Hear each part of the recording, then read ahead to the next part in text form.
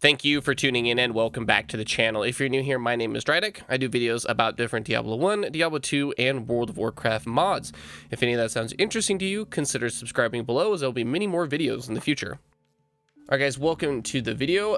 This one's going to be yet another interview. I have another guy here from my new guild, actually. I joined them about 2 weeks ago, same guild as before, Trevor Totems.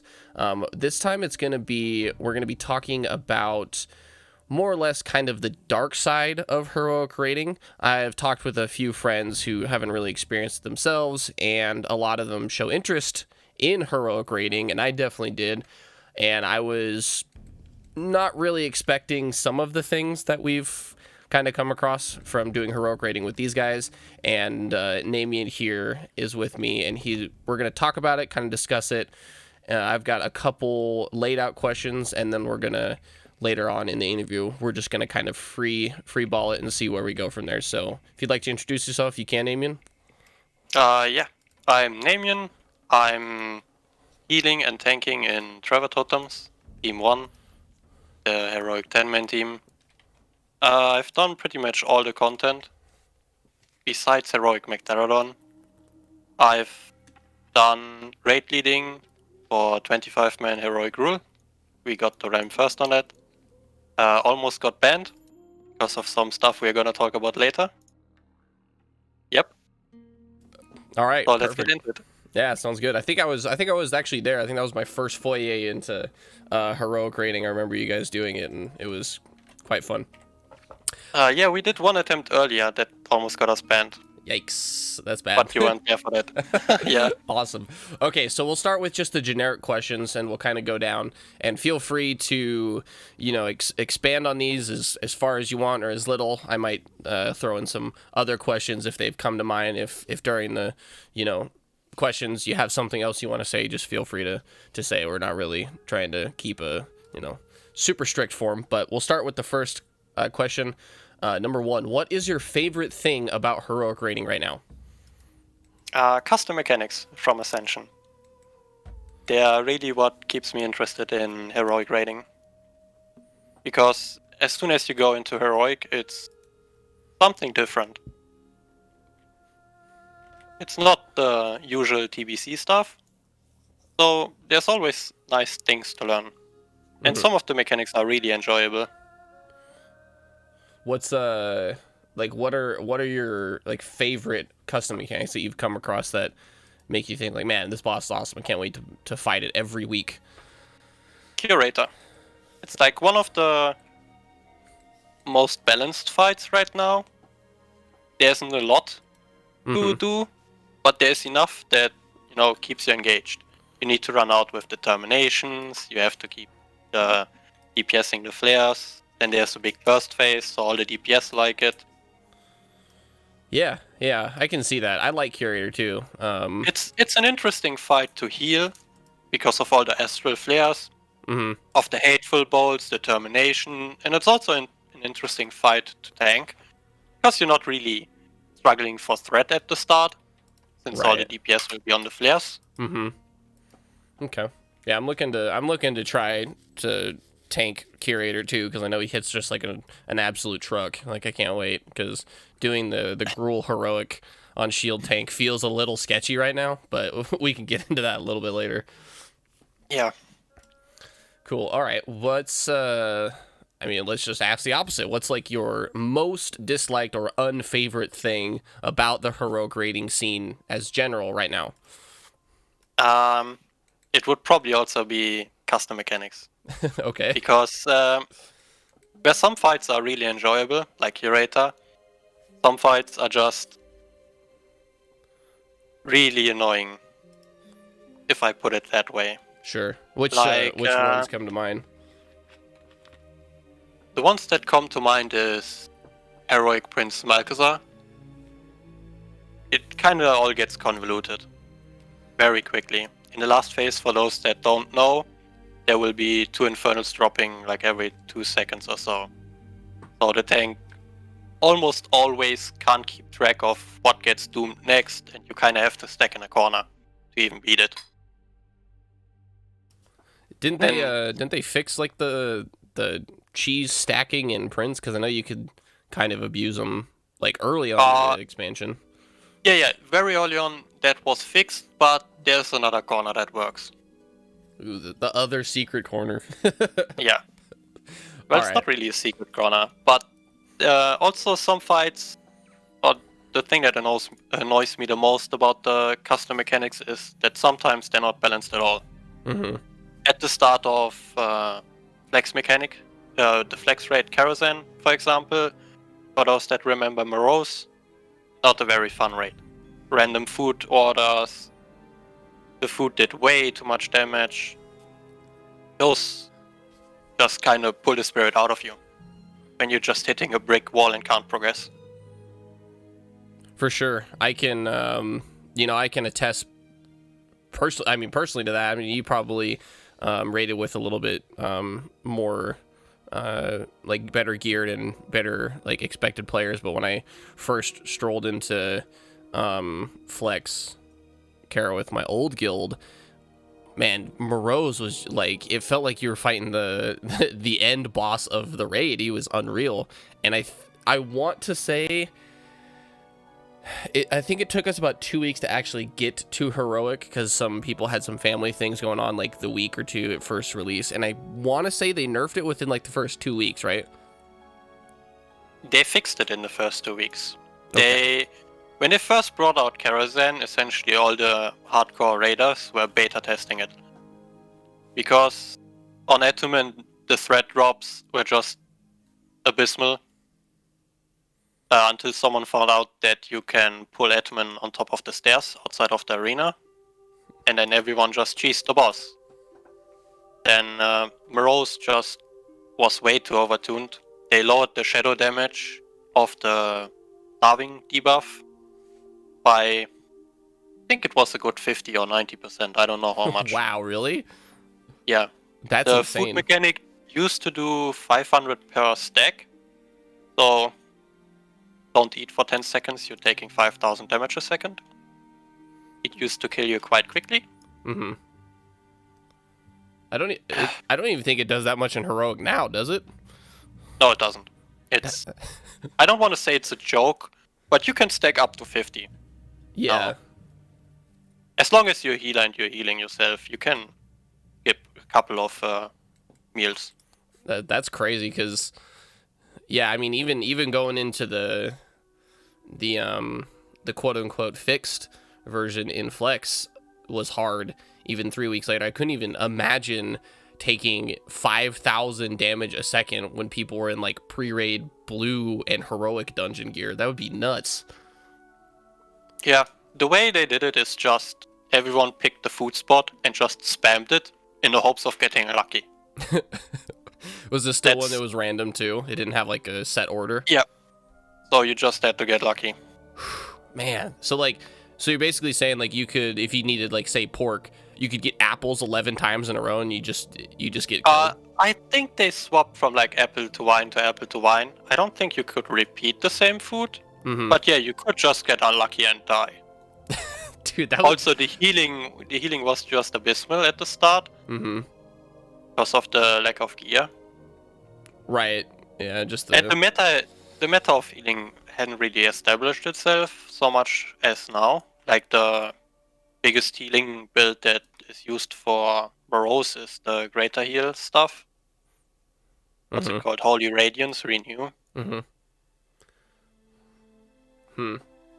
That sounds also crazy. Powered Shield wasn't really that popular, I think, when it came out. But now with Powered Shield, Healing Wave, and Greater Heal, even in Flex, it shouldn't be really a problem. Okay. Yeah. Sounds good, man. Yeah, that seems that seems crazy. I couldn't even imagine. We'll move on to the next question. Question number 3. If there's one thing you could do to make heroic raiding more accessible to players, what would it be? Make a guide when you release the raid. Right now, you go in blind. Completely. Well, not completely. Sometimes you know someone in a different guild and you ask them about, hey, what do you do on this boss? most groups go in blind. And going blind into Curator can be a massive pain in the ass. Sorry for my language, but yeah. Oh, you're fine. Don't worry about it. Until you figure out that you need to destroy the cubes or the crystals at like 30% of his mana, get the burst phase, it takes 3 tries or so. Then figuring out the right constellation for the terminations, it takes a while. And especially the maiden fight was one of the hardest fights in Karazhan, even though it's the 3rd boss. Just because people had to find a way to cheese the mechanic. So bringing out the guide at the start of the raid where you essentially lay out the mechanics and how you're supposed to deal with them, or even just what they do, would be a great help to guilds, other than just data mining the spells, which some guilds do. When you say data mining, do they just like send somebody in, get killed by a spell, and find the spell ID? Oh no! I mean in the actual files. Oh, okay. The heroic Mechtherodon spells mechanics were essentially revealed about 2 weeks before the actual raid was released, and people were like Okay, sorry about that, guys. We are back. I had a unfortunate internet outage, and we are recording this over Discord. So we were talking about data mining spells for like the first week or 2 of heroic raiding. You can go ahead and start there. The data mining actually happens before the raid releases. The Mechtherodon spells were already public knowledge in the heroic circle of guilds about a week or 2 before the raid released. With this, the high-end raiders just get a massive advantage on the casual players, since when you enter the raid, you already know what you're facing, basically. Sometimes the spells don't do exactly what you expected them to do, since you only have the spell description. Okay. But instead of having to rely on data mining, it would be very beneficial for the low-end heroic raiders have an Ascension guide for the raid, or the raid tier, when the heroic releases. Okay. So if they were to release something like a guide, would you want them more or less just to explain the spells and what to do to counteract them, not necessarily give you a step-by-step like kill? No, a step-by-step kill guide would be overkill. Okay. It should be more something like how they're recently doing their promotion videos. But instead of, promoting Felborn, they would explain the boss mechanics, like for example Curator. Every 10 seconds the Curator will designate someone for termination, sending out an arcane shockwave to them. That would already be enough information. Then they could explain also the crystals, that the crystals apply a debuff to the boss for 30 seconds. If the boss enters evocation with the debuff up, he will become vulnerable. Like, something like that would be very more helpful to the more casual heroic raiders. So, kind of going off that, I always think about my experience back in just retail TBC. There was like the fat boss guides, and there was like a couple guys online that were making like boss kill guides for stuff in Mount Highjaw and Black Temple. My guild tried not to use them because they wanted to get that experience of going into a boss blind and figuring the mechanics out for ourselves. And most people liked it, including myself. I kind of enjoy going in there sort of just totally blind and seeing what's bad and what's good. I know a lot of people don't feel that way. I would imagine, if 2 weeks goes by, let's say you like Curator, and like nobody knows anything about the fight and nobody can figure it out. I'm sure, it's pretty frustrating having 10 or 25 people just like constantly like, this is crap. I don't ever want to come back to this unless we get some information on the fight. But... yeah. I do enjoy going into fights blind, but I would like there to be the option of just looking at a guide, or not even a guide, but like a simple explanation of the fight's mechanics. Because right now we have no one really doing explanatory or guide content on Heroic. There used to be a bear from Legacy that did Parazan guides, but it wasn't really that professional or that explaining. Essentially just the core mechanics of the fight over a sped up version of the kill. Yeah, it was more just like kills of the fight from his point of view instead of like a actual guide. Yeah, I heard about that. A lot of people apparently didn't like it. Yeah, there are also some streams you can find of the top guilds, but they're not really advertising themselves really that much. So you could tune into like the top guilds raids and just check out how they do it. But again, no explanation of how they do it or what they're watching out for. Okay, cool. I think we've covered that pretty in depth. Let's go ahead and move on to the fourth question. So, how do you feel about bosses requiring certain spells or talents, then the very next boss requiring different spells and talents, where you're forced to respec points throughout the raid? You're never really forced to respec. A lot of the respecking is done to essentially cheese the boss. For example, Maiden is a pretty popular fight that's just cheesed to death. You essentially require Sulfuron Slammers. For those that don't know, it's an alcoholic beverage that puts a dot on you, and you drink it on a timer to knock yourself out of the repentance.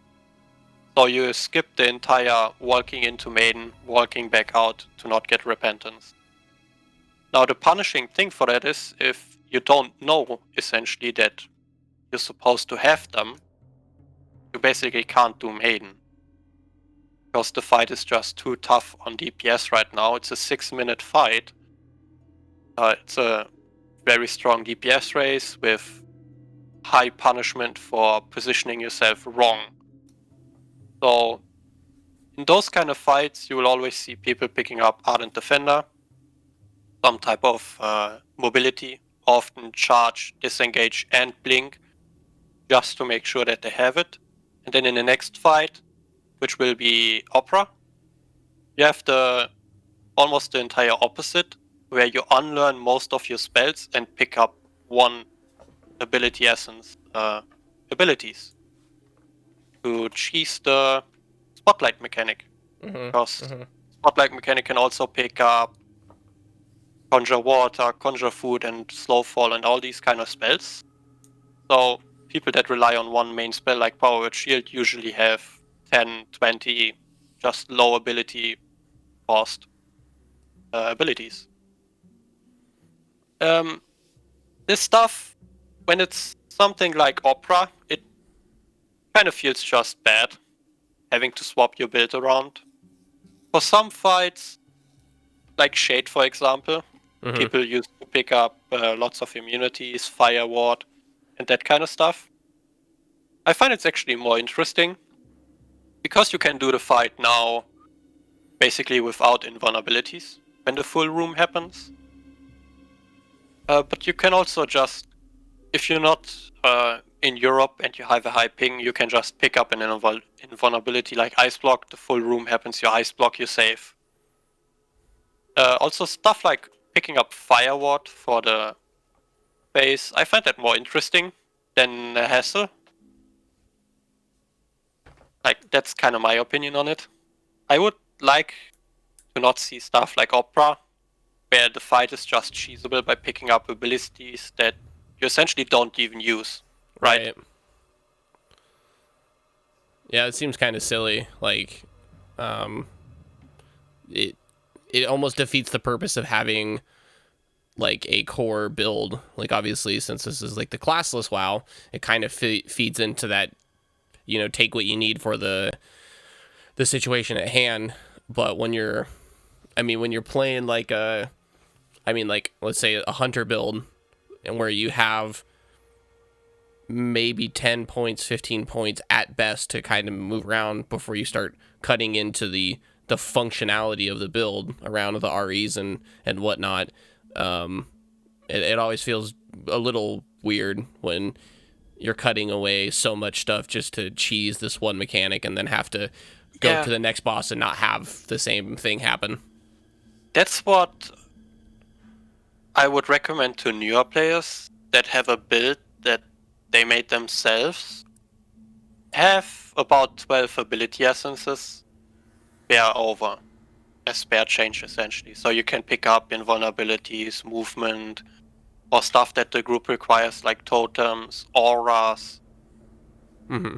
Usually, people don't require buffs.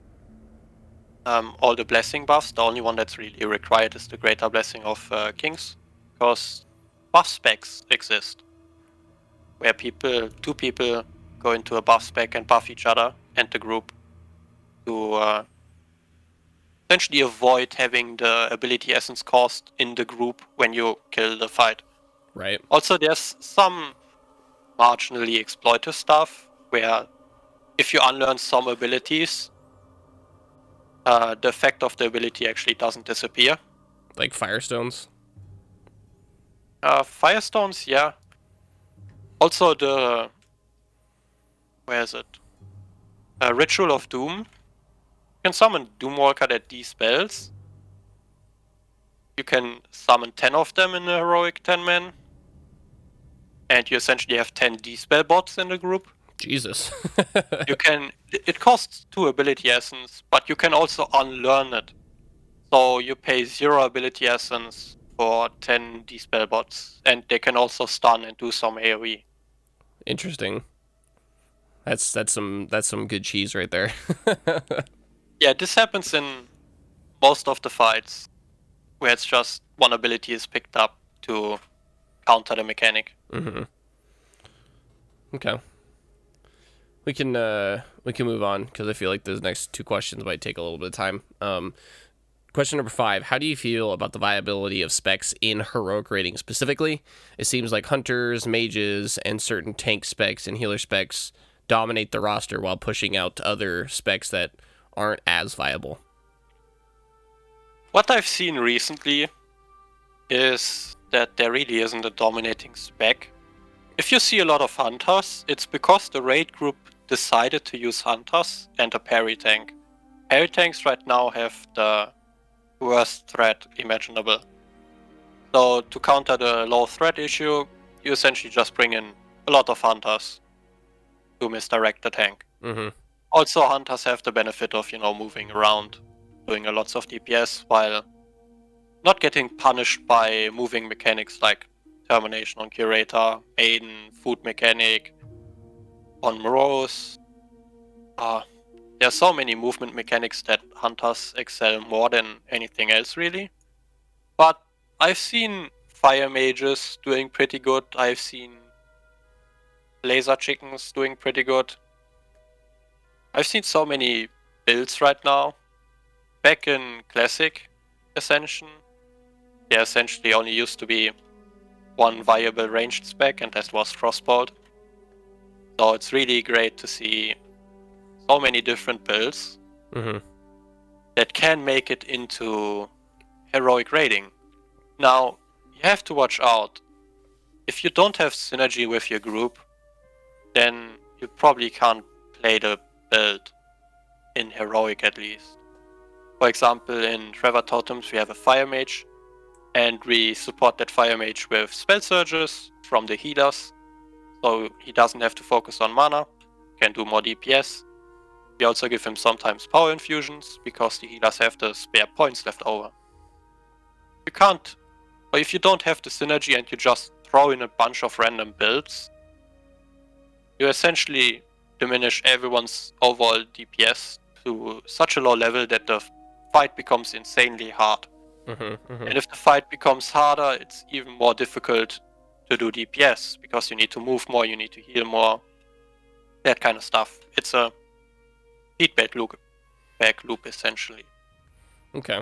Yeah, that's something that I struggled to try to get across to a lot of people in my older guild is the fact that, you know, you can do 9K, you can do 9K DPS on the dummy, but when you get into raid, you do 4K, just because the synergy is not there. You're wasting talent points, you're wasting ability essences to basically make that meter by yourself stronger. Yeah, there are also some builds that just don't bring them into heroic rating, like Titan's Grip Shiv is one of them. Please don't. It doesn't really have a spot. It's a fun build to play, but if you're expecting to go into heroic rating with that, you don't. You need to match a certain amount of DPS, like 6K, 7K, right? Depending on the guild you're joining and the content you want to clear. If you want to go into Max Teradon, you better do 10K on a dummy. Otherwise, you can sign out. That's crazy, really? 10K? Yeah, 10K isn't that much on a dummy, at least. I mean, to a lot of people, that sounds absurd because, I mean, I was doing 7K with a slam build, and I thought that was pretty decent, and everyone was like, Jesus Christ, this guy's a god. And then I'm like, no, dude, I know people doing like 12, 13K on these things. Like, I'm not even that good. This is another problem with the heroic rating scene. A lot of builds have straight-up exploits in them. Stuff that works together that shouldn't work, for example. Like the Holy Kitties, for example. They did some exploiting stuff, and in response, the entire Seal of Vengeance got nerfed, Purification by Light got nerfed, just to bring that exploiting level down. And since most people, they have min-max builds that essentially perform at 130% because maybe they know some items from some old raids that interact with the TBC content in a way you wouldn't expect. There's one from Zul Group, for example. I can talk about it now because it's not really that much value anymore. In Zul Group, there's an item, the reputation item, for Power Word Shield. Where is it? Let me pull it up real quick. It's a necklace that gives you, I think it was 34 Power Word Shield absorb rating. And this would get amplified by talents and everything. So it was more effective than just raw spell power. Here I have it. Increases the amount of damage absorbed by Power Word Shield by 35. Okay. So that item at the start of TBC was just godly, because it would straight up add like another 200 to your Power Word Shield ability. And having those items really pushes your build forward. Sure. Is there any other examples that you can think of that, you know, you can freely talk about because they're not really being used as much right now? I can talk about a lot of things that got fixed, but about the current ones, I know that there's an exploit with Pyroblast where you can instant, I don't know if it's a exploit really, but you can chain instant Pyroblasts, which is really strong. Yeah, that would be. Or is it just some combination of getting enough crit or some weird interaction with talents and gear? It's some weird interaction with, I don't know, spell batching or something? I don't know. I haven't asked the IND guy who didn't tell me. He also quit, so... Oh, okay, well... he took the build to the grave. He essentially said, if I ever want to play again, I don't want my build to be fixed. This is also another problem. People don't talk about the kind of secret damage boosts in their builds. Yeah, that's something that I've actually kind of railed against pretty publicly, and I guess publicly in whispers with other people that I know who raid in like higher end guilds is, and I think I talked to Trouser maybe a little bit off camera. I can't remember if it's in the actual interview we did, but for someone like me who's played WoW for a long time and feels like he has a fairly good understanding of mechanics just on the base of WoW, a lot of that seems to get kind of thrown out the window when it comes to Ascension, because I'm like, okay, like, I see this guy, he's using the exact same abilities as me, but he's doing 7,000 more damage than me. How in the hell is he doing that? So then I ask not necessarily like, hey, give me your build because I want to do that damage. It's more I'm seeking the knowledge to then maybe understand, okay, this has this weird interaction between, like, say, this talent and this item. What other talents and spells and items might also have a strange interaction that then I can apply that knowledge basis to then expand my own repertoire of builds. But when I ask just very politely, like, hey, what exactly are you doing? Like, I feel like we're, 99% different. What's that other 1%? People get really cagey about it, and they're like, no, I don't want to, I don't want some dude making a stupid YouTube video about it like I do, and then ruining it, and then our guild can't progress. I feel like that's kind of like the consensus I get from people. I really wish I could talk about one thing, but I really can't. Sure. Essentially, some spells interact with stuff that you don't even expect them to interact with. So even if you read through it like, oh, I'm doing an explosive shot hunter build, and I'm looking for fire damage, you wouldn't expect frost damage, for example, to work. But on sun abilities, exactly this happens. Yeah. Yeah, there's a couple that I'm like, why is this increased? Like, even just in my own testing, like, that shouldn't increase that damage. That should not work. Yeah, but for some reason it does. And this leads to people actually getting very, very far ahead. Like, some people are doing 15k DPS. Jesus. Or even more on a dummy. If you have a raid environment dummy test, pretty sure people can pull 17k or something crazy like that. Especially now with the Love is in the Air. Oh yeah, the colognes and stuff are insane. Yeah, and it's not just that, it's also the dailies that you do for the 25 stamina, 25 spirit, 25 intellect, 25 agility. It's just, picking up lots of stuff that helps you. For example, I can talk about some of the things that tanks should get. There's an item from Thrallmar Reputation, or the Honor Ult, I think it is for Alliance. That's called Right Food Rations, and it increases your stamina by 10 for 10 minutes. It stacks with Well Fed, and it's just an extra buff. Extra 10 stamina. Right.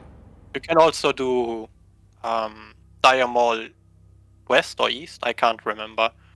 Do a tribute run back to the Drunken Brawler, and get Gordok's ring. It also increases stamina by 15 or 25, I don't remember right now.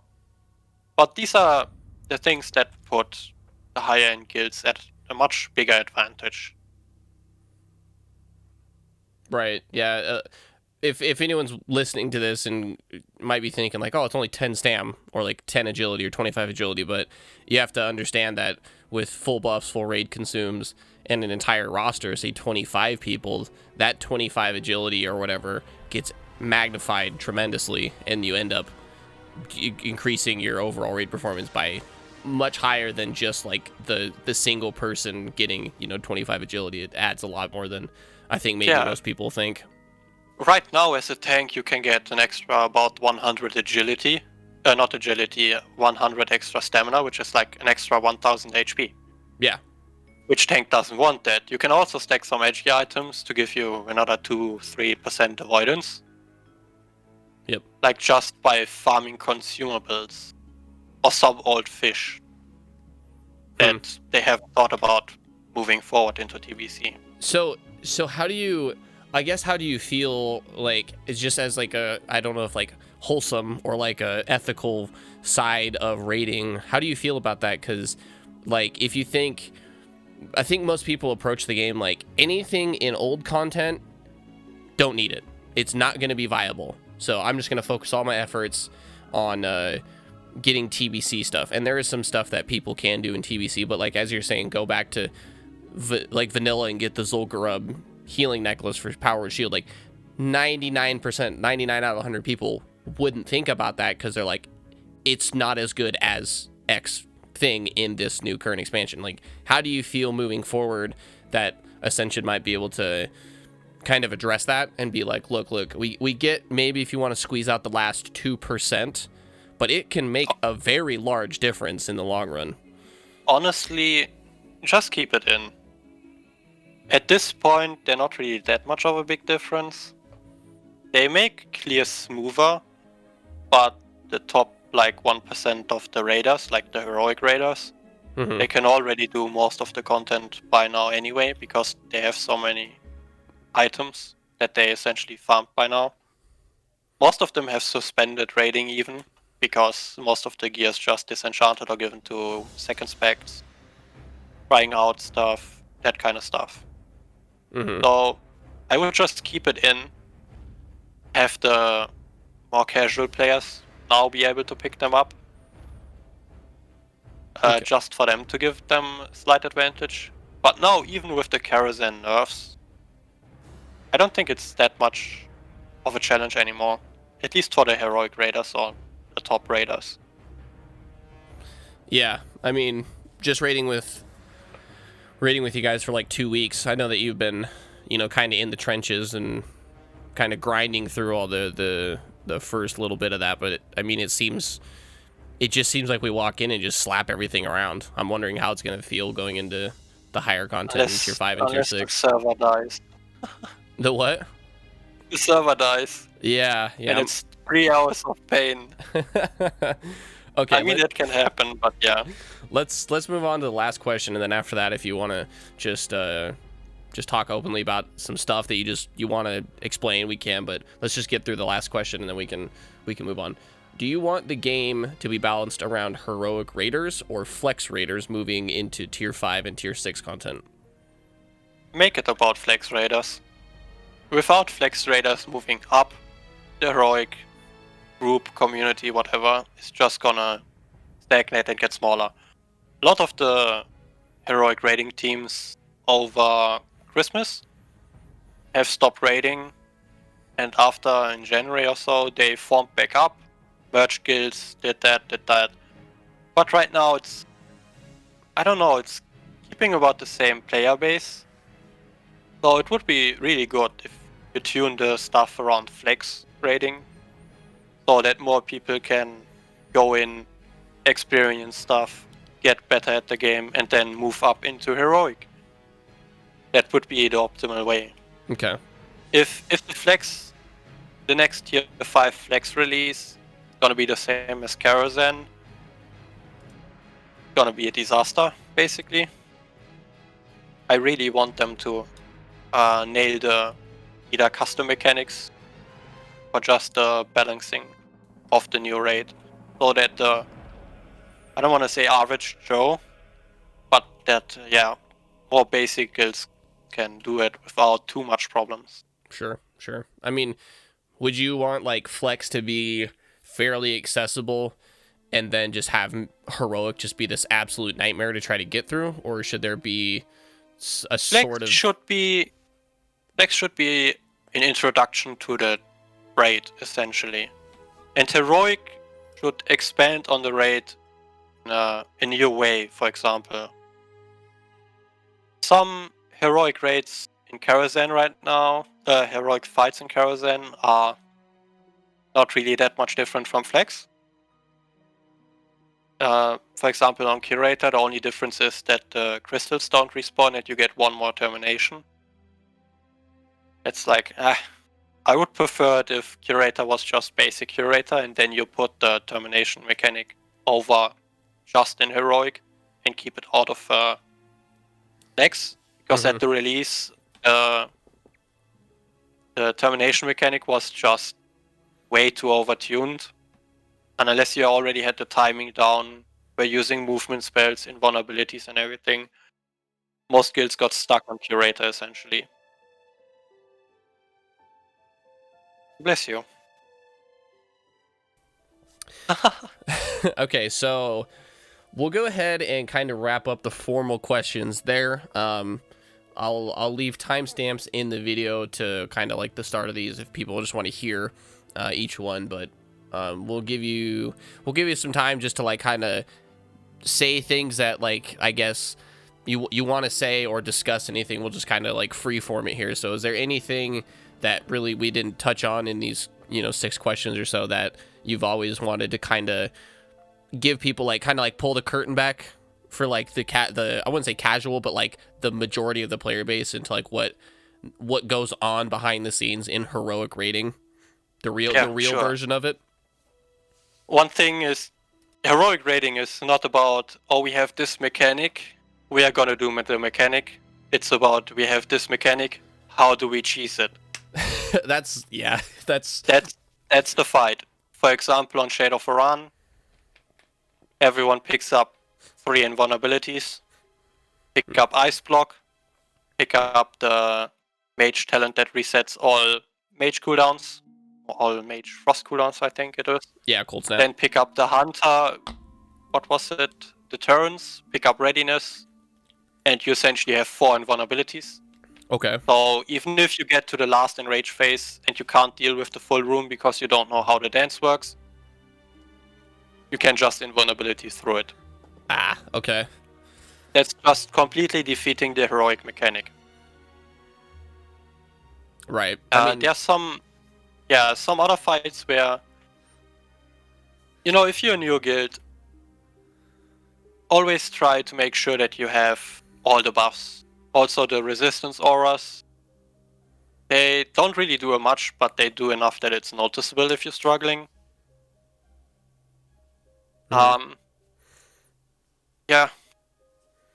Some other stuff that new guilds or new heroic teams should watch out for is that they make like a spreadsheet or something where they enter buffs and debuffs.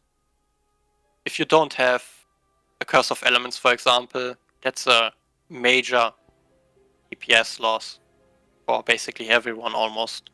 Mm-hmm. Just making sure that you have Elemental Oath, Rampage, True Shot, Aura, all these kinds of like small DPS increases, they add up to a big amount. So if making a spreadsheet helps, you should really do it. Then also make a buff spec.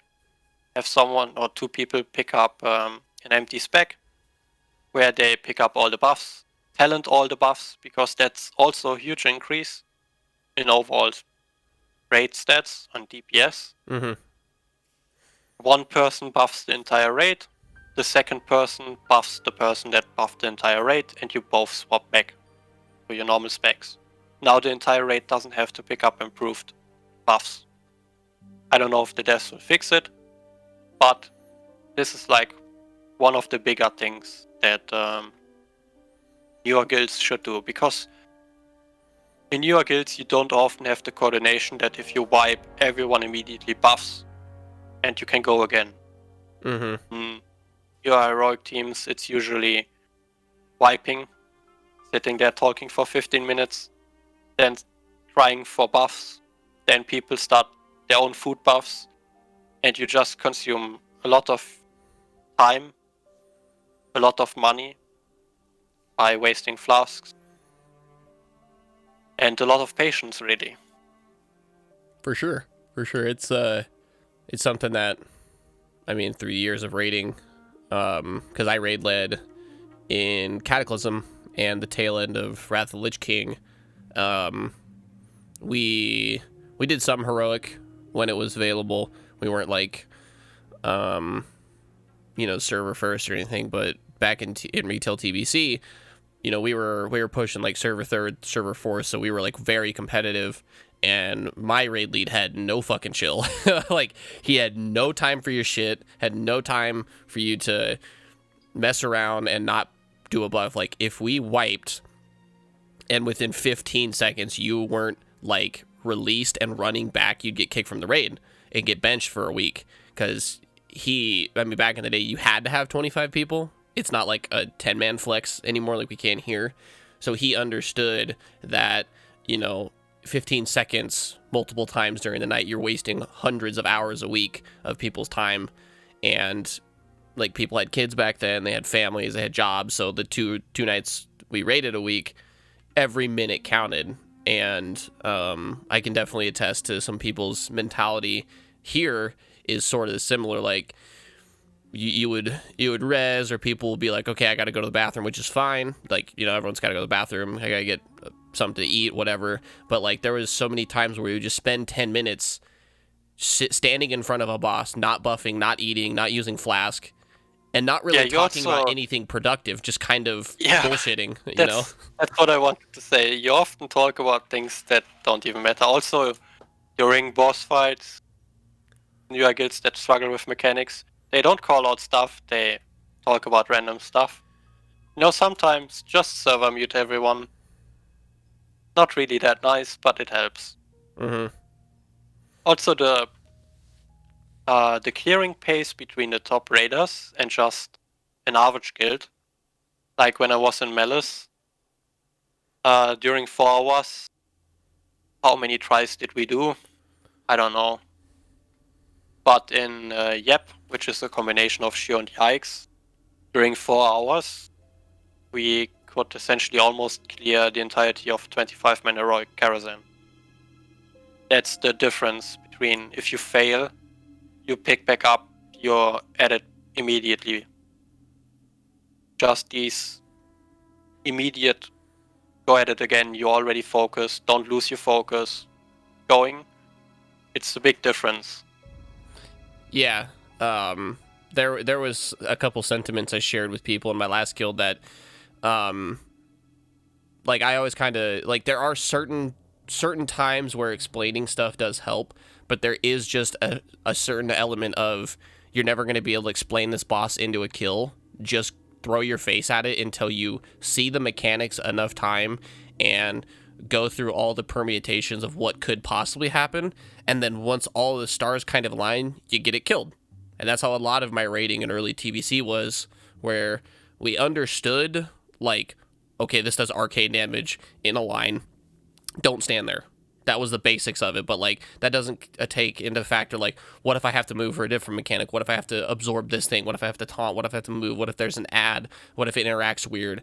Like, a lot of people will sit there and try to explain every eventuality instead of just getting up, pulling the boss, and trying to work through it as it comes.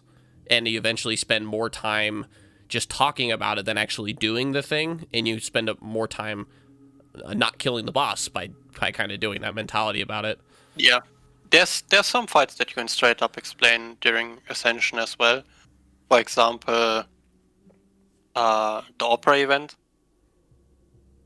Essentially, go into the light and don't DPS for a couple of seconds till you know what's banned, and then go ahead and do your thing. Right.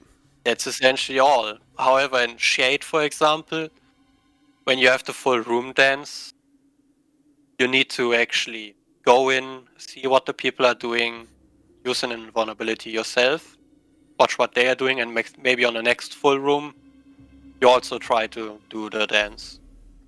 Right. Just by following the people that already know how to do it. Maybe popping deterrence or some cooldown so you don't accidentally get clipped. And just slowly learning the mechanics. Mm-hmm. Because no matter how well you explain Jade, it will always be a fight that you need to experience. Yeah, for sure. There was a lot of that. Like, I know, like, doing the council in Black Temple, where there was like 4 mini bosses, or doing KT in the Eye. You know, you can, if you spend 15 minutes going over every mechanic, you know, it does help the first 2 or 3 times. But then, like, if every pull you're trying to re-explain the mechanics instead of just pulling and doing it again, like, okay, we got the first 5 minutes of the fight down, fine. That's not what's killing us. We don't have to keep explaining this part. It's just that little chunk right there is fucking us up, you know? Yeah, exactly. Sometimes you, as the raid leader, you kind of have the feeling that you need to re-explain it, because some people are base walling into the problem like 3 times in a row. Mm-hmm. And asking yourself, well, what is the problem? Does the person not know it? Did he didn't pay attention? We had it happen one time with someone in Trevor Totems. He was filling in. We told him to shackle a monster, one of the 2 mobs, or the 2 guests, on Morose. and he living bombed it, which Is isn't too not Shackle. favorable. Yeah, and then you're asking yourself, okay, we obviously need to explain it again. Can you explain it again? And he still doesn't do it. Then you're kind of asking yourself, why is he not? Why didn't he ask for clarification the first time around when he didn't understand what people wanted from him? This is also a big part of joining a heroic team. Ask questions. They will explain it to you. Mm-hmm. Yeah. If you're already in the raid, they will explain it to you. Just asking in whispers, maybe they will explain the fight. I don't know. It depends on the person and on the fight itself. Yeah, that's kind of how I approached. I mean, joining you guys, like I was asking, like, look, you have this shit down. I don't want to be the weak link and like hold you guys back from content you've already cleared. Just give me the very basics to make sure I don't die or kill anybody around me. And then as I've gotten more experience, then I can like kind of have some nuance to how I move and how I interact with certain mechanics. But that like that's kind of how I explained flex fights to people. Like a lot of the times we had attendance issues and we had to like plug somebody. So I would give them the absolute basics of what they need to do to not die or kill anybody else and not worry about overloading them with every other mechanic that they don't have to actually interact with in any way. And we were drastically speeding up our kill times because I wasn't like people would like go just on and on about all these mechanics that didn't relate to this person, and they're sitting there kind of waiting for like, okay, I get this, it's awesome, I don't really need to know what the tank is experiencing or what kind of damage they're taking. Is it affecting me? Am I gonna kill somebody? Am I gonna die? And then we end up taking 15 minutes to explain something to somebody when it could literally take maybe 5 to 10 seconds to explain to someone, and then we could just finish the fight. But we end up like eating up all this time explaining stuff that really doesn't pertain to like what this particular person is doing. So it's just the way that I try to, I guess, raid lead. That's the right mentality. Also, since we're on the topic of newer people joining heroic raiding, if you want to join heroic raiding and you have a build, don't be afraid to change it a bit if people ask you to pick up, or if it is asked in raid chat or in the voice comms. Mm-hmm. Can someone shackle this? Just say, yeah, sure, tell me what to do. Because then you learn more and more of the mechanics over time. And you're also helping out the raid. Mm-hmm. Also, if you're a completely new group and you don't have the mentality of if someone asked for, can you shackle these mobs? We need to shackle us, and nobody speaks up because they're like, I'm a hunter, I'm losing DPS. Mm-hmm. For example. Or I'm a hunter, I don't have enough hit. And then at the end some healer is doing it with 0 hit. Not really optimal. Yeah. Just be proactive in your raiding. It will very much improve the impressions people have of you. Mm-hmm. Instead of just being a quiet person that just does the mechanics that he's responsible for. Right. And nothing else. Take a load off the entire raid by just helping out a little bit. Right. So there's something that I wanted to ask you, and we might kind of wrap this up because we're closing in on an hour here total time.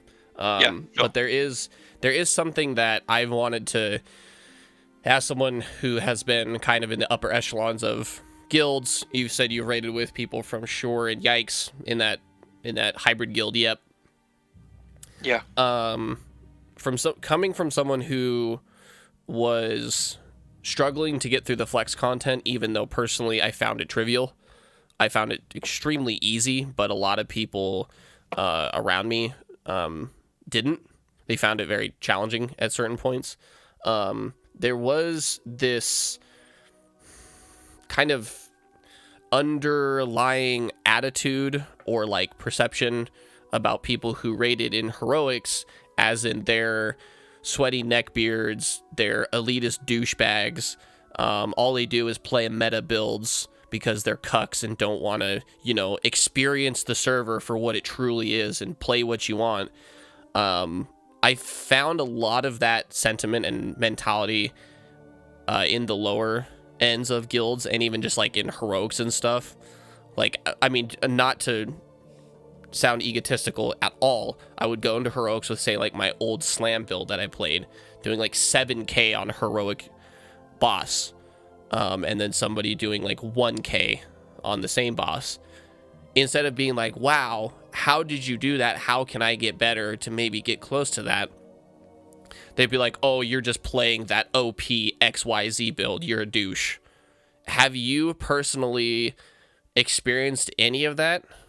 And how have you, like, kind of, like, risen above it in a way where, yes, there are certain things I have to do as heroic raider that maybe I don't want to do, but it's better. It's for the better of the guild. I personally have never experienced it, because I usually play what the group needs. I used to be a tank, then I swapped to healing, powered shielding specifically, and I always min-max my builds. This is like the heroic raider attitude. Same. You look for new stuff that you can use in a build, maybe that's not intuitive. For example, in powered shield you can spec it into crit. The shield itself doesn't crit, but there are some other mechanics that interwork with each other that make it possible, and actually quite beneficial to have crit. Like, these kinds of stuff, the min-maxing that's done kind of makes you feel like you're above them. If I see someone that's doing 1k DPS in a flex rate, I'm like, how? Because even the most basic builds from the build planner or the in-game build sharing tool will do more than that. If you're actually struggling on DPS, look up some build in a build planner that's meta right now. For example, Explosive Shield Hunter. Farm the heroic dungeons right now. Right now, heroic dungeons are actually spammed because of the gems. If you can't find a group in the dungeon finder, just go ask if in World Chat or someone and say that you won't roll on gems, just gear. Many people will straight up take you. Because some people are ninja looting the gems in the normal dungeon queue, just to avoid that. You can farm up gear for like one of these meta builds. Also, I have to say, when I was raiding with Shu and Yikes, that's the biggest build diversity I've ever seen. There are poison rogues in there, hitties, hunters, fire mages, shadow bolt users. You see so many different like builds that you're seriously asking yourself, why is everyone thinking we're just hunters? When in reality it's like only 50% of the raid is hunters. Right. Not like 100%. There's a majority of hunters, and there are also a lot of douchebags in the top end guilds. There used to be a really, really toxic guild. I've heard that from people. Slave Masters was it? But they essentially disintegrated themselves because they never really last. There are also really secretive guilds. Team Stackers was one of them. They never really shared what they were doing. They were doing really good. But again, really tight-knit. Don't let anything out. Those kind of stuff. And if you're just a flex raider and you see like this dude in full heroic and you ask him like, oh, a question about his build, and you essentially get ignored or ghosted, kind of feels bad, but you also have to consider that they maybe put in more than 100 hours perfecting their build. Like me with my powered shield. Just in theory crafting and testing, I've probably put in 80 hours or so. And you don't really want to give it out immediately. Some things because, it might get fixed. Some things because you kind of want that edge. Because at some point, it's just a dick measuring contest, essentially, between the DPS, mostly. Right. Yeah. I mean, I've I've tanked, I've healed, I've DPS'd in every expansion, in any capacity. I don't try to, like, the way that I approach it, like you were saying, like between your testing and through your crafting, putting like 80 hours into your powered shield build. I don't look at testing and min-maxing my own build for the sake of trying to like flex on people and be like, oh, you're shit because I have like the secret sauce or whatever. Like, I'm smarter than you. It's more, for me, I find the enjoyment in being like, okay, if I take one talent point out of this crit talent and put it in this, say, hit talent, how much DPS am I going to get in return? Is it going to be less? Is it going to be more? Like, finding the absolute bare minimums and like maximums of talents and spells and how to squeeze every last ounce out of like every point. I find that extremely satisfying because I'm a thinker. I love reading. I'm very like knowledge based. I love learning and trying to experience as much high level thinking stuff as I can. And I kind of seek that in this game where, like, yeah, I could just do like dump all points into here, but I might be able to get a little bit more if I only put 3 into here and 2 into a different one and get even just like 10 more DPS.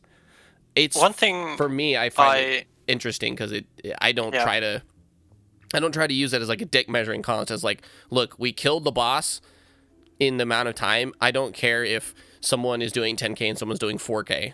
On average, you're doing 7.5. So it died. I don't really care as long as it dies. It's just when you have a situation where I found myself in where you were 70% of the raid's DPS, if on any given fight, and like everybody else, you were like equaling 2 to 3 other people, then it becomes a problem. But you shouldn't do that. I don't know if it came over wrong, but the 80 hours I did theory crafting, a good 50 of them was spent with other people. Mm-hmm. Other people that were in the same heroic group as I was. And you kind of juggle ideas between each other. Because it always helps having more people. So even saying that, yeah, it's a dick measuring contest, it's usually not between like, oh, I'm doing 10K and he's doing 4K. Like, look how much better I am. It's like, oh, I'm doing 13K while he's doing 12.6K. He's an... Okay, guys, sorry about that. We had our my internet go down, but we were kind of ending it. We were wrapping it all up, so we're gonna let Namium finish what he was saying. He just had a couple things he also wanted to say, and then we'll get the whole thing wrapped up. So go ahead and continue. Yeah, if you're on the same raid team, don't hide your build secrets from them. Like, if a random person asks me about the min-maxing I did with my build, I usually won't tell them. I will tell them the general idea and the good 90% of how the build works, but I won't tell them the last 5% I spent like the 80 hours min-maxing it. That you can't really expect people to tell it to you. You kind of have to do the testing yourself. But if you're in a group, guild, raid team, whatever, try to work together. Find someone that can help you test DPS by either putting on debuffs or just trying new ideas, trying new IEs, that kind of stuff. Mm-hmm. You're not working together as a team and you're holding like a dick measuring contest in your own raid group, it won't go very well. In the top end raids, the dick measuring contest is usually about like 1 or 2% above the other people. Besides that, they are like almost even. Right. If you look at the recount, it's usually everyone doing about 200 to 300 DPS, like the top spots. Then some people taper off.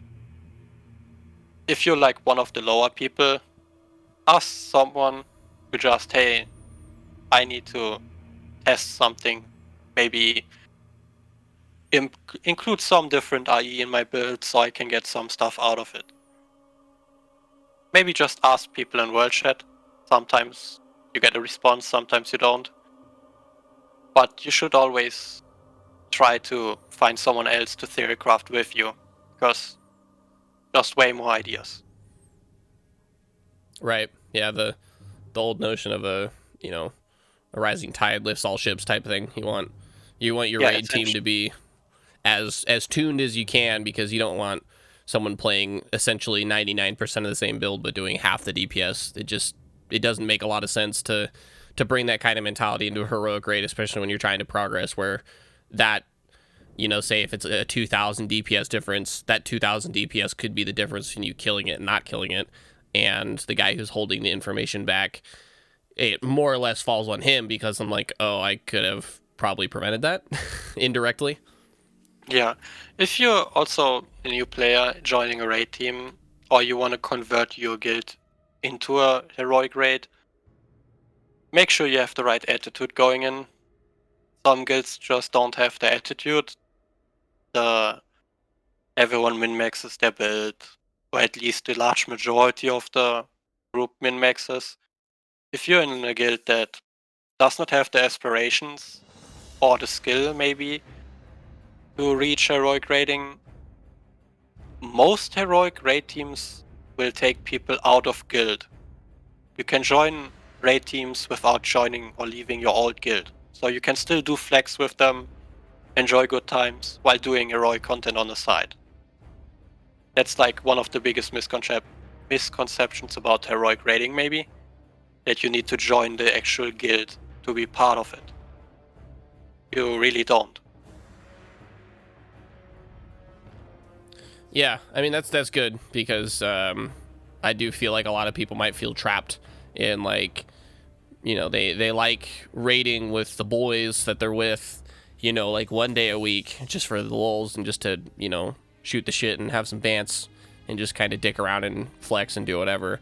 But there's like that other side of them that, like, I've been min-maxing this build to the 10th degree for 3 months now. I kind of want to take it into heroics, but I don't really feel like bring it to flex, because we don't really need it or whatever.